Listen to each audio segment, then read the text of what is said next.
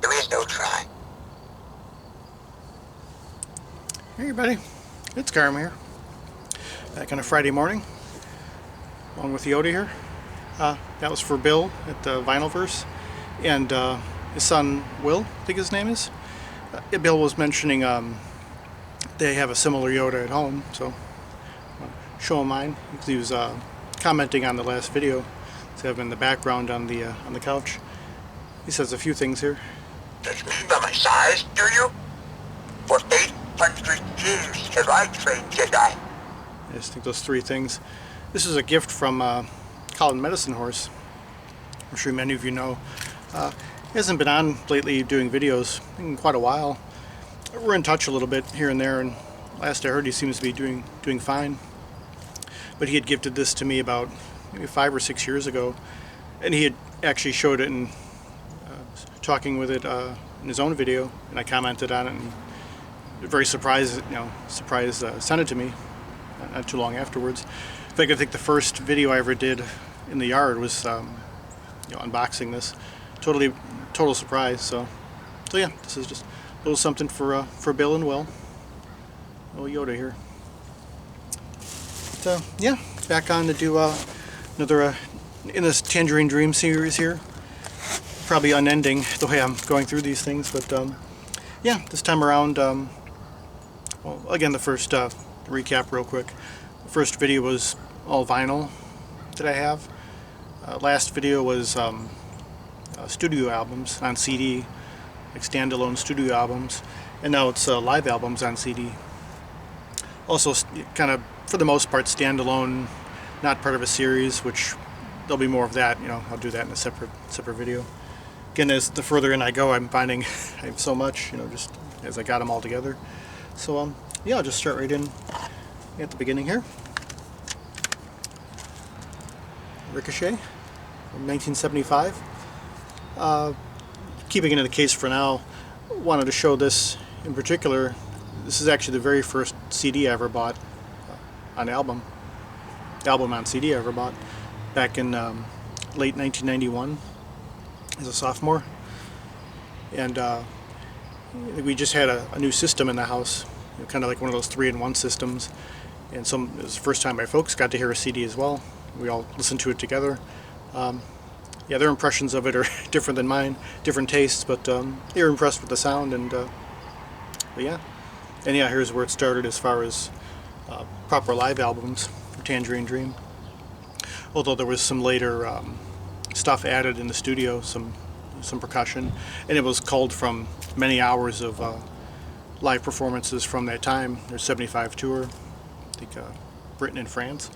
But yeah, highly charged, very energetic, dynamic. The sequencer was fully ensconced in what they were doing. That throbbing, pulsating rhythm, very evocative, coming after Rubicon, and yeah, it was really I think where their trademark, not just their sound but their whole approach, had been, was for a while what really kind of established them with that their rhythmic approach, and yeah, very powerful stuff. So yeah, Ricochet. And another version here, a newer version, in fact pretty much a brand new version. This is it just takes the original recordings but also adds Steven Wilson remixes. Now if you've heard any of the Steven Wilson remixes, he's doing it with a lot of different groups, bands and artists. I don't know quite what he's doing, but to me it's just incredible. However he's doing it, remastering, remixing. When I hear about that remixing, remastered, new thing coming out, I'm always rather wary, because in my own experience, it's never quite like the original. Whatever he does here, he cleans up the sound, incredibly warm, expansive, very subtle, but whatever he's doing, it's incredible. It's a great listen. So yeah, Steven Wilson new stereo remixes, and of course listening to them side by side and comparing is really, it's really something. And yeah, if you've heard any of his, I don't know, maybe you agree, but yeah, it's just fantastic hearing that kind of a fresh take on it. Again, it's subtle, but it's very very nicely done. Next up here, Encore. Of course, I'd shown a few of these already in the vinyl video. From their 1977 tour, North America. A little more rock. Kind of rock comes back into the music a little bit. Probably more so than it had since the very first album, Electronic Meditation. It's Edgar on guitar, especially on Coldwater Canyon. Does some soloing on there, long extended solo over the sequencer. Electric guitar. And again, Desert Dreams, or Desert Dream. Great piece to put on repeat. Kind of, again, harking back to Zeit a little bit, and just evoking a kind of landscape. So yeah, Encore. Next up we have Logos. 1982, we're jumping ahead. Of course, the previous ones had Peter Baumann on the group along with Edgar and Chris. And now no more Baumann in this incarnation. Now we have Johannes Schmeling. Really nice, upon revisiting this, very good concert here in 1982. Just two pieces, Logos and Dominion. Logos is broken up into really kind of like a suite, and it has index points here. You can kind of tell where the changes are. Lots of changes, a lot going on in a relatively short time. You know, melodic and rhythmic, the pacing, changes come, you know, you hear almost like a condensed representation of what they had been doing up to this point. Not quite as experimental, but you're hearing a little bit of everything they've done, you know, over the past decade or so, for the most part, really in that piece. And the reissues of this time had a real nice, got all the Virgin albums here displayed. Some nice notes here by Mark Prendergast. I think he wrote a nice album called, it was on ambient music, which I have, and I ought to revisit one day. So hey, live. Yeah, this is very much recommended if you want to start at sort of like the early part of the mid period. I guess this would be really nice just for again, hearing so many things represented in a kind of a condensed form here. Yeah, great stuff. So live, Logos Live from 1982. Now back to Poland. Shown before. 4 long pieces here with the same lineup. Recorded in late 1983. A little more expansive, and each piece kind of retains a fairly consistent mood throughout. You know, even with little changes here and there in pacing. Sequencer comes back a little more at times, kind of harking back almost a decade to 75, 76. So you hear a little bit of that in there, as well as the current album at the time, which was Hyperborea. So it's a nice mixture of old and new, in a sense. Yep. Poland came out in '84. Now this next one here is actually something, this came out recently, but it's of something that was in the archives, bootleg, it sounds to be. Somnambulistic Imagery, Irvine Meadows Amphitheater, 1986. Lineup, a little bit of a lineup change here. Schmeling, Johannes Schmeling had left the year before. Now we have Paul Haslinger with Edgar and Chris.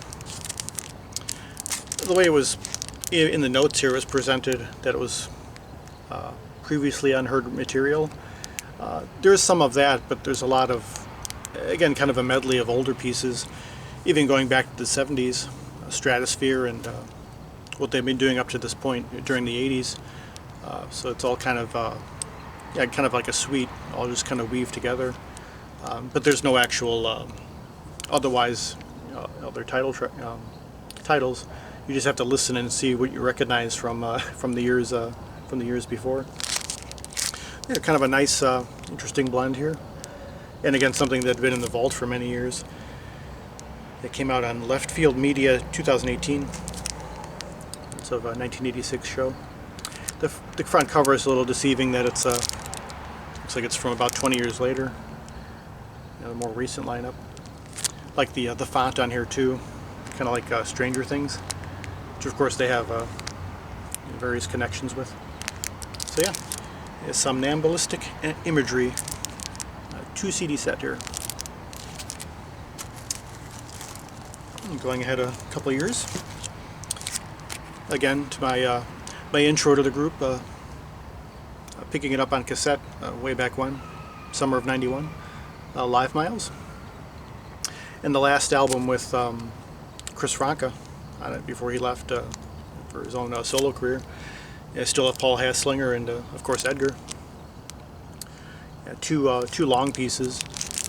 Yeah, one in New Mexico, Albuquerque concert, and the West Berlin concert. And yeah, just real nice. For me, it was a perfect intro to them because you had a sense of them going into. Well, they had already been going into kind of something of a pop rock, more traditional song structure. But on here, it's more sprawling. With the two longer pieces, and just the way they're kind of broken up, and the themes are interweaving throughout. But yeah, it was a good entry point into them. So yeah, Livemiles, recorded in '86 and '87, and came out in '88 in Carolina. Now, next up, another thing that was in the archives, came out the following year, or more recently released, but a 1988 concert, or series of concerts, Rockface, live at Berkeley. Like this with the imagery. It's another 2 CD set, and they released quite a few albums in this on CD in this label in this format. And this is when this is right after Chris had left the group, so it was just Edgar and Paul in the studio. And after they had joined Private Music, and the sound had changed quite a bit. I'd say I would refer to it as being severely digital in a sense, very kind of sharp and piercing at times, which if you're, not into that period of music as much. I mean, I prefer analog myself, but, again, being an 80s kid, there's that nostalgic aspect too. Here they are on the tour there. And mentioning Ralph Waitpole before, he's pictured here. Had a collaboration with Edgar on Blue Dawn, after the kind of during and after the tour here. So they were, back to a trio for a while here. And yeah, the pieces on here are from Optical Race, of course. They were supporting at the time. Tiger's on here. They do a updated version of Phaedra 88. And yeah, pretty much supporting that album. But again, if you're a little bit wary of that real severe digital 80s sound, you might not be into this as much. But as a curiosity, and hearing what they were doing at the time live, which again was much less spontaneous than what they were doing during the 70s and in the early 80s, much more of a pop rock approach, and kind of playing it as you would hear it off the album. But yeah, it's another part of the story here. So yeah, Rockface from San Francisco, 1988. And in a similar vein, show from a couple years later in 1990, East. Another one that was in the vault for quite some time. And the lineup had changed a little bit at this point. Paul Haslinger was still in the group. He added Jerome Froza, his son, on keyboards and guitar. And also, I think for the first time, you have Linda Spa. Plays keyboards and woodwinds, flute and saxophone. And they also have Hubert Waldner on saxophone. They recorded East Berlin, 20th of February, 1990. And you have pieces from the albums up to that point on a Private Music. I think this came recorded right in between Lily on the Beach and Melrose, kind of in that transition there.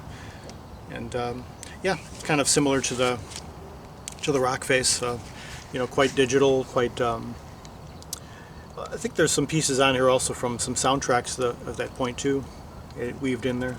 So yeah, it's a good representation of what they're doing at the time. But again, more with that more kind of conventional pop rock approach. But, as I turn the decade. So East, recorded in 1990.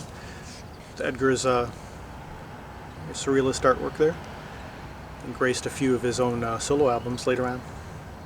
So yeah. Next up, going ahead a couple of years, 220 volt live on their North American tour, 92. Now at this point, Paul Hasslinger had left the group. You had Edgar and Jerome, for the most part, as a duo in the studio, both playing keyboards and guitars. Linda Spa still in the group, and she had been for quite a few years afterwards, and then kind of on and off through the 2000s on keyboards and woodwinds, and then adding Zlatko Perica on electric guitar. So you have 3 of the 4 members all playing guitar at various points, and quite you know, technically gifted. You know, playing a very again, more bringing a little bit more of a rock influence into the music. And his own approach was kind of like, you know, I don't know, maybe even like the cliche of the guitar hero, sort of on, you know, kind of out front, you know, with those kind of solos. So definitely brought more rock and a little bit less synthesizer in the music, or at least further blended with that, as well as the woodwinds. Overall, bringing the music a little more down to earth in a sense, not quite as otherworldly.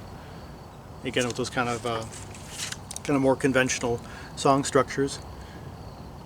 I think they were supporting Raccoon, which had come out in 92 at this point. I think most of the pieces are from there. They do a cover of Purple Haze, Jimi Hendrix. Not quite like the original, but of course, you know, what could be. Kind of interesting for what they're doing on there. So yeah, 220 volt live from 1992. And next up from the same period, same tour. Another thing that had come out of the archive, Arizona, live 92. Unfortunately, missing the notes on this, but yeah, pick a package like the Rockface. I actually prefer this over 220 volt live, not just for having more music on there, but the sound is better overall.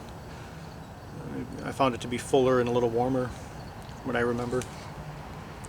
And they have pieces from, we're running through most of the private music catalog, as well as a few older pieces, going back to the 80s.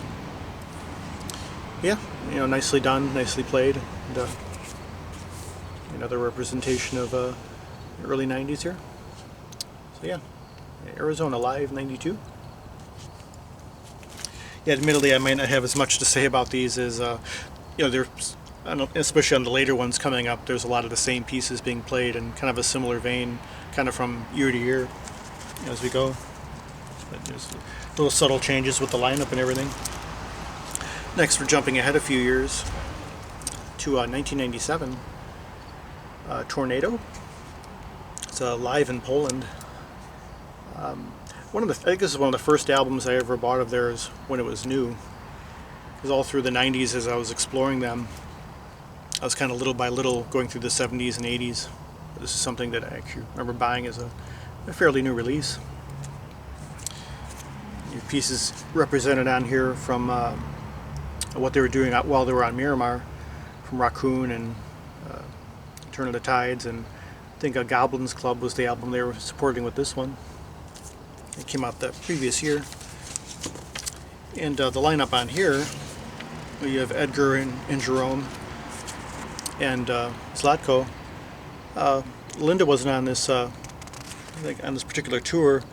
Now you have Emil Hackfeld on percussion and codotronics, which I believe is like electronic percussion. So adding a, different different sounds and textures there. But yeah, this is nice representation of that period, mid to late 90s period. And for me, a rather personal album. I remember in 1999, going through some tough times and playing this a lot during then, and it just found it very comforting during that time. Remember I was also taking a painting class at a local community college, and this brings me right back to that. So I was listening to this a ton during that time, spring of '99. So yeah, something that'll always have a special place in my heart, throughout the years, for forever probably. Yeah, again, majority of these are from Goblins Club, which had come out the year before. Yeah, Tornado from 1997. Next up here, this next one isn't quite a live album per se. The connection is, it's called Ambient Monkeys, also from '97. They would do kind of a pre-show, or kind of pre-recorded music, ambient music. It'd be a mixture of older stuff mixed with newer, with sounds of, you've got monkeys actually, and birds, and yeah, just kind of something that kind of set the mood and atmosphere, before they came out. And I guess they had requests over time to actually compile those and release them as an album.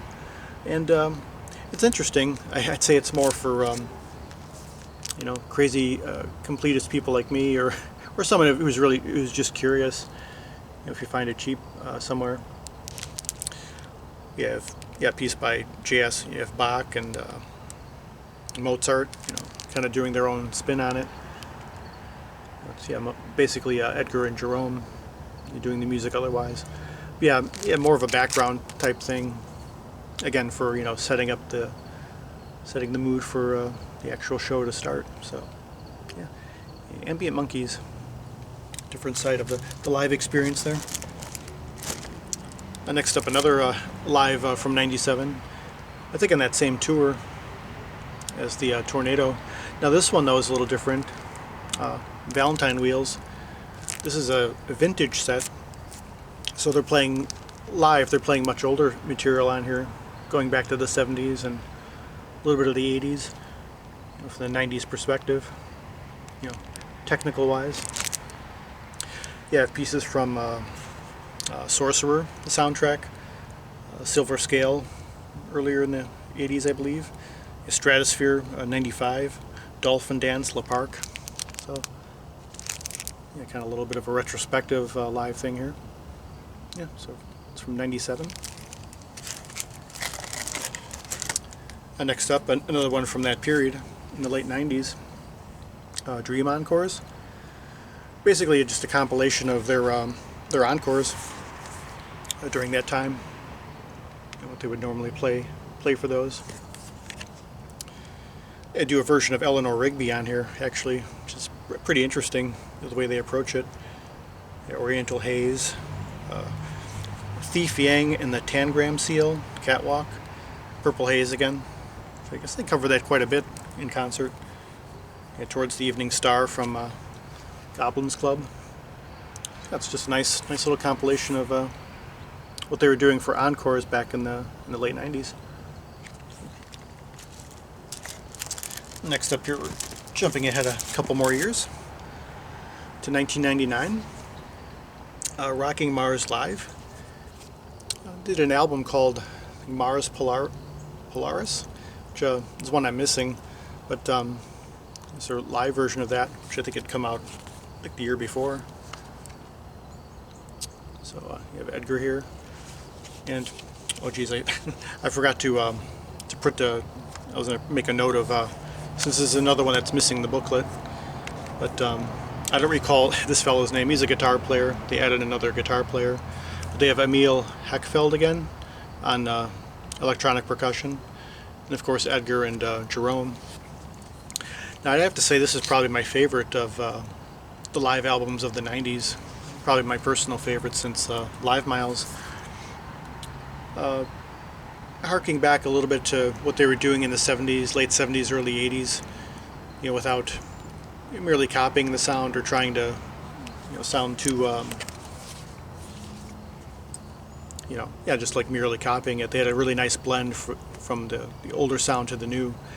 I think of it as they're kind of finding their trademark in a sense again, to some degree. When you think of the tone that they set back in the 70s and 80s, the sense of a little more adventure in the music. Whereas the previous ones, they were taking a little more of a pop rock approach, which isn't bad, but it's just for what they do best. I always thought, you know, being more exploratory. It seems like there's more of a balance found here, you know, even within those somewhat traditional song structures, you know, just exploring different things electronically and yeah, very emotionally compelling. I find just great energy throughout, and I know I've heard parts of that original album, Rocking Mars, but for what this is, I mean, it's you can just get this, and that would be enough. So yeah, a really nice one here from recorded in 1999. Rockin' Mars live.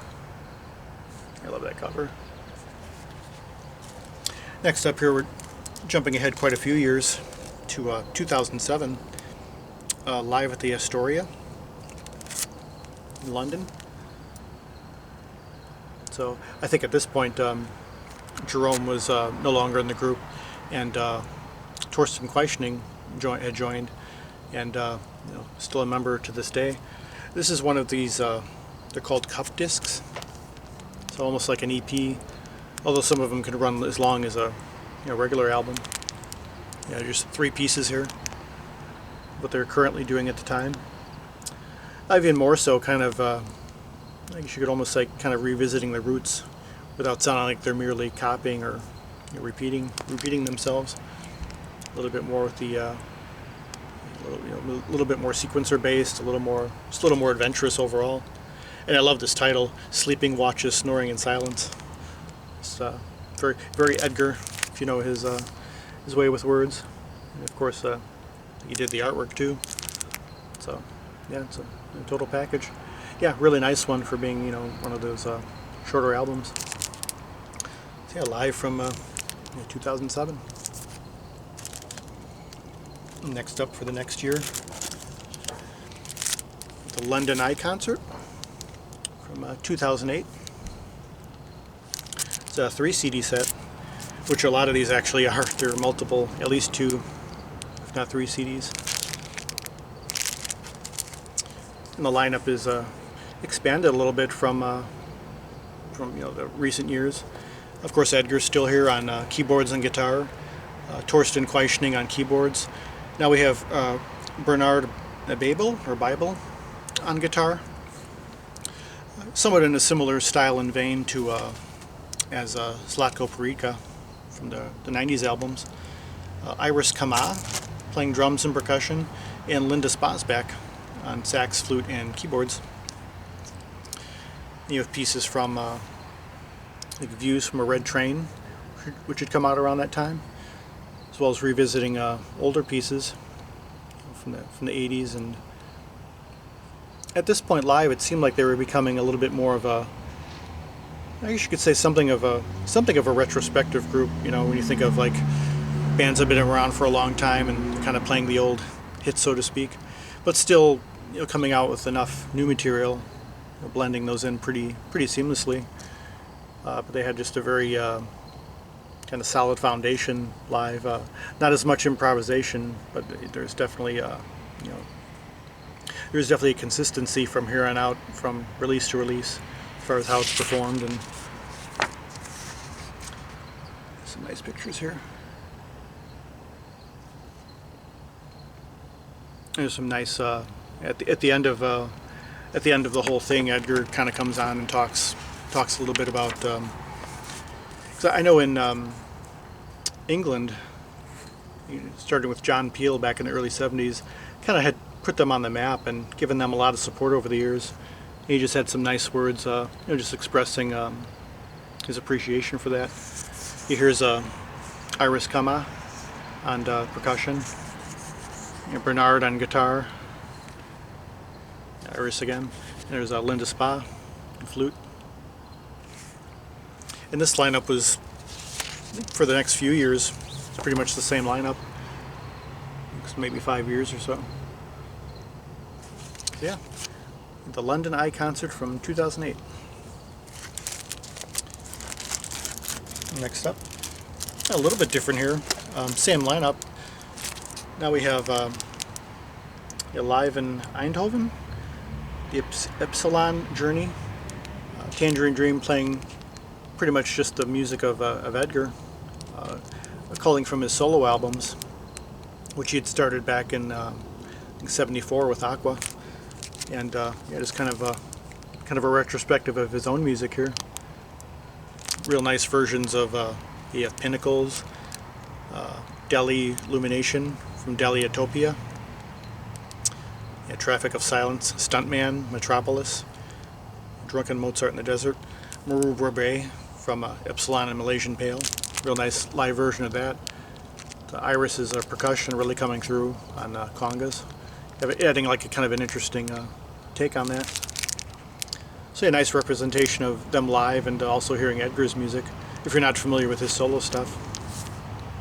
So that'll be a future video at some point. It's going into his solo catalog. Yeah, it's another one from 2008.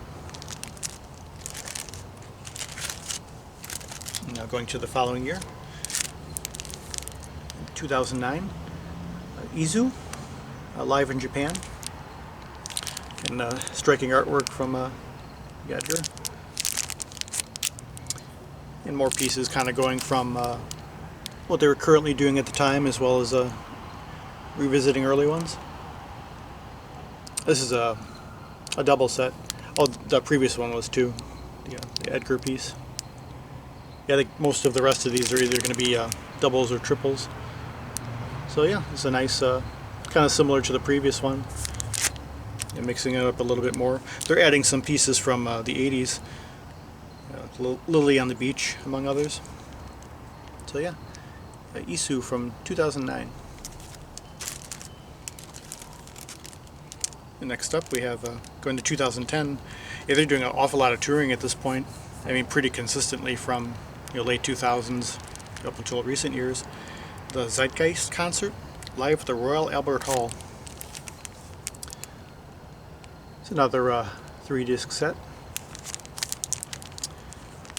Really striking from the very beginning, mixing pieces as they had been up to this point in recent years. The cello opening is actually, if you know Zeit, the way that opens with the 4 cellos merging into the electronics. They're doing a live version of that here. It's kind of a different take on it, very updated take, as well as again a lot of older pieces mixed in with the new.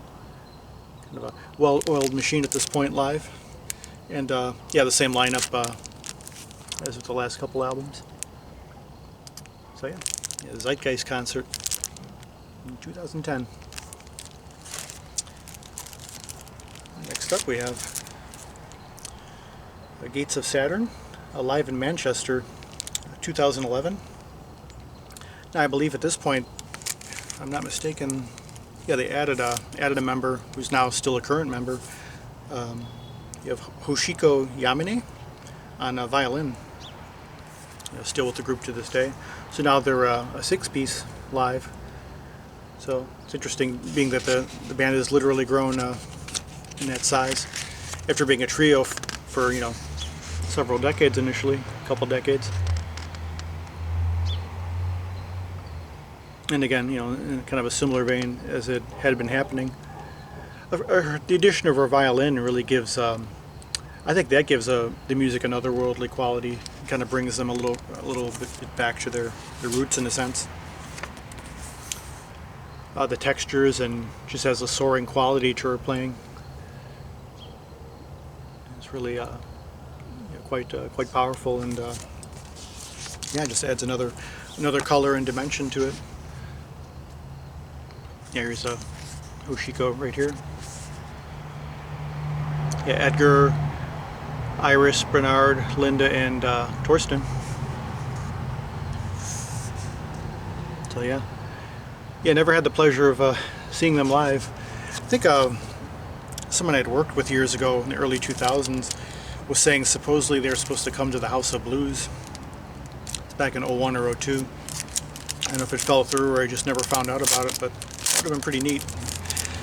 Especially considering it's something of a smaller venue and you can really see them, fairly up close wherever you're at in there. So. But who knows? Who remains? Maybe one day.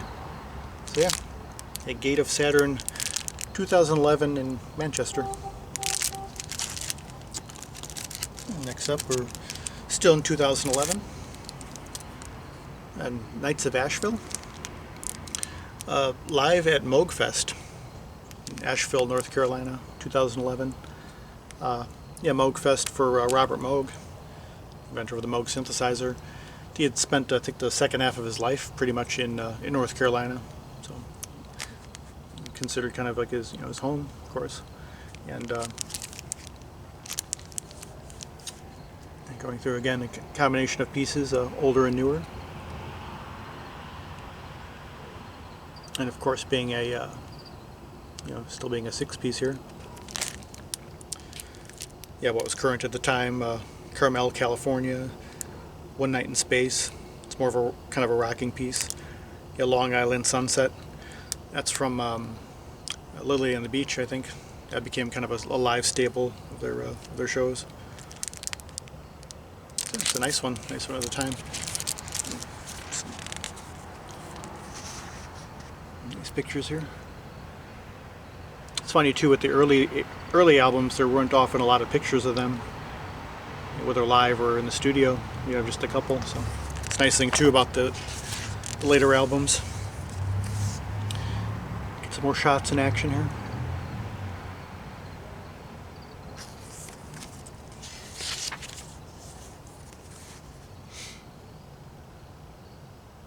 So yeah, 2011 in North Carolina.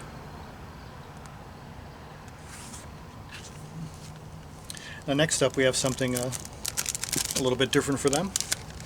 Having a special guest. Tangerine Dream and Brian May. Brian May of Queen. Starmus, Sonic Universe. It's another one from 2011.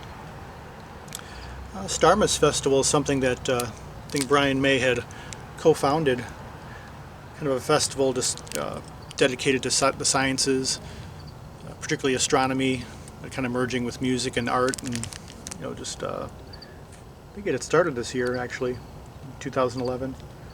So I guess he was saying he had gotten his degree.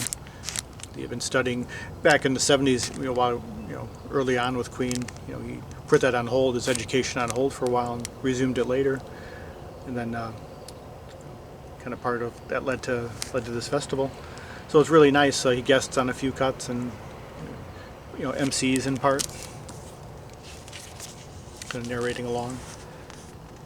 And did most of their pieces of the time, but they also had a couple new pieces they collaborated on, Brian and them. So yeah, really neat hearing them together. And of course he kind of adds this sort of on guitar kind of a bluesy feel, which you don't normally associate with Tangerine Dream, but it goes together pretty well. It just looks like they're having looks and sounds like they're having a lot of fun.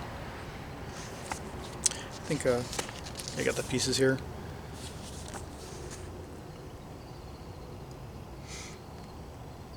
Yeah, a couple that they Last Horizon, something they did together. And they also do a version of We Will Rock You, which is mostly him and I think Iris on percussion, more or less. Not as much as the group.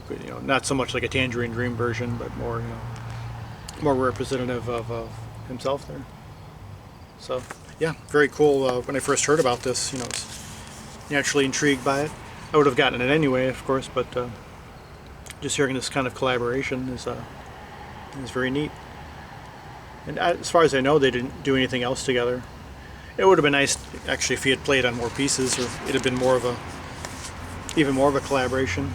But still, for what it is, it's pretty interesting. So yeah.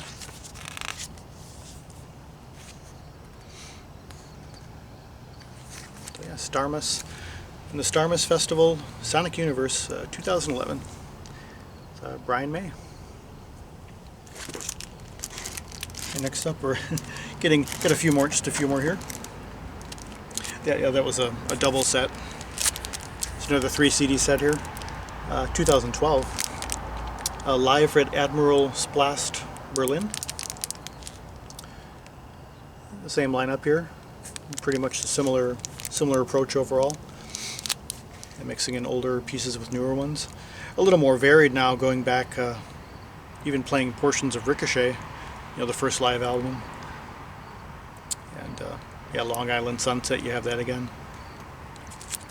So kind of at this point, it was pretty, well, kind of a samey quality live, still high quality, just maybe not quite as exploratory, but still, at this point, quite refined. So yeah, 2012. And there's like the photography too. Posing here. Next up, we're jumping ahead a couple of years. 2014, Phaedra Farewell tour.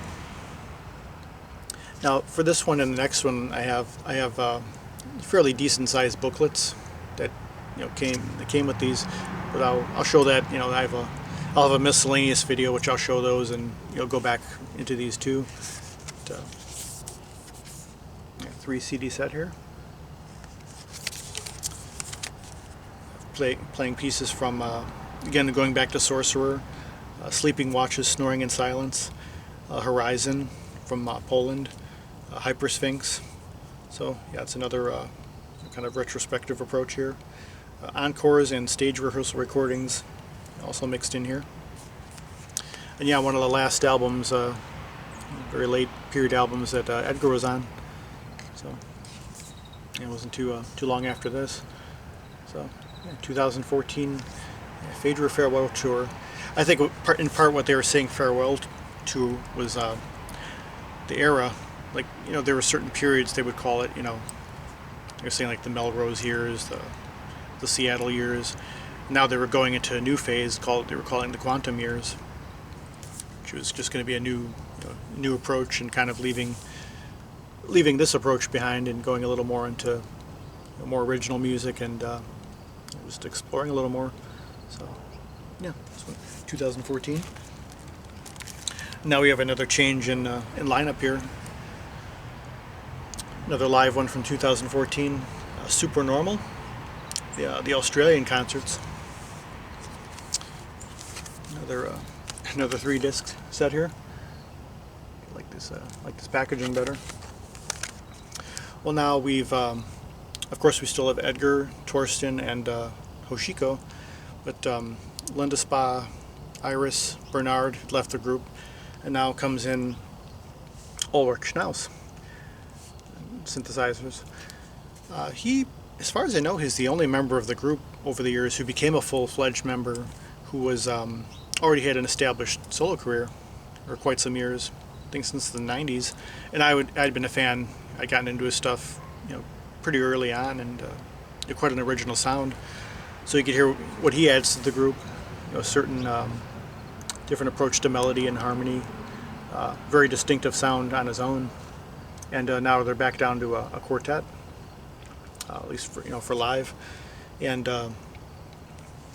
it's kind of a mixture of what they were currently starting to get into at the time, as well as revisiting older pieces. The third disc is revisits pretty much the whole of Sorcerer, from the soundtrack, which they had been reworking in recent years at this point.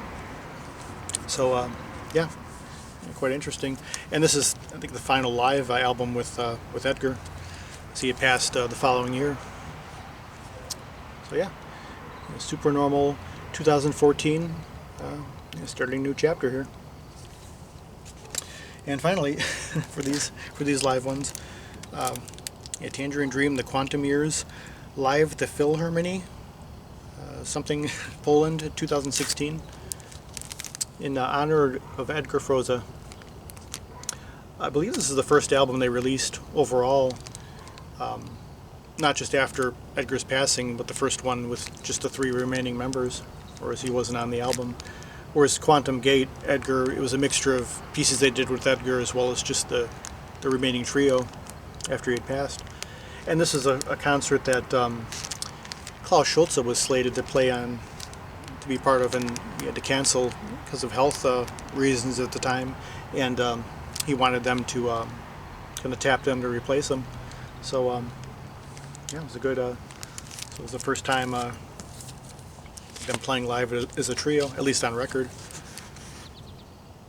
a very interesting venue there, and yeah, quite good.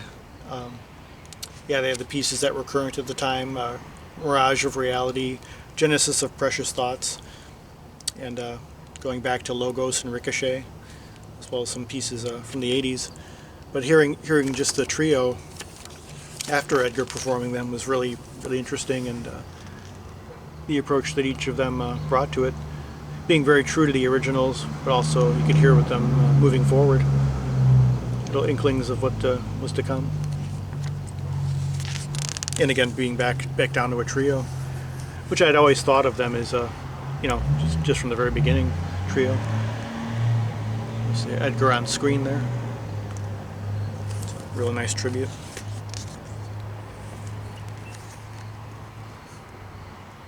And yeah, to this day, this is the lineup of Torsten, Ulrich, and Hoshiko.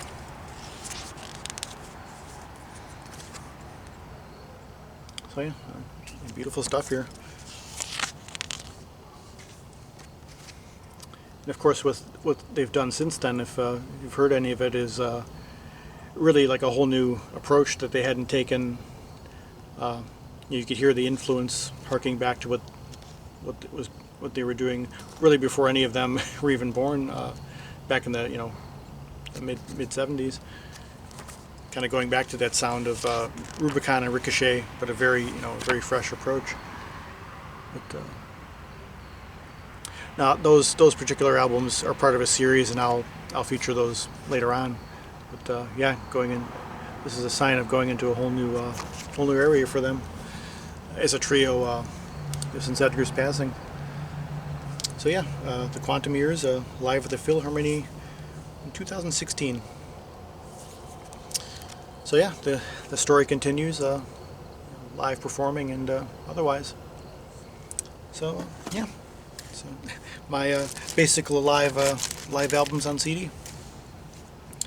So yeah, further explorations to come, and not quite sure what what theme I'll do next. I know there's soundtracks, there's compilations, and there's series, and so we'll see what comes afterward. So, thank you for watching, and everyone who's commented, and on the previous videos. I know they're quite long, and this one probably is too, but as I say, they're up for posterity, and they're there for whenever. I think what I'm actually going to do is, which I've actually never done with my own videos, I think a lot of people out there do it, where you'll compartmentalize your videos into playlists, like just kind of section them off based on theme. So I'm going to put these in a playlist eventually, and I may call them TD collection or something. So if you want to watch them, catch up on them another time, if you're interested, I'll put them up there. So again, thank you for watching, and hope you're well, and on to the next one. Peace, love, and joy.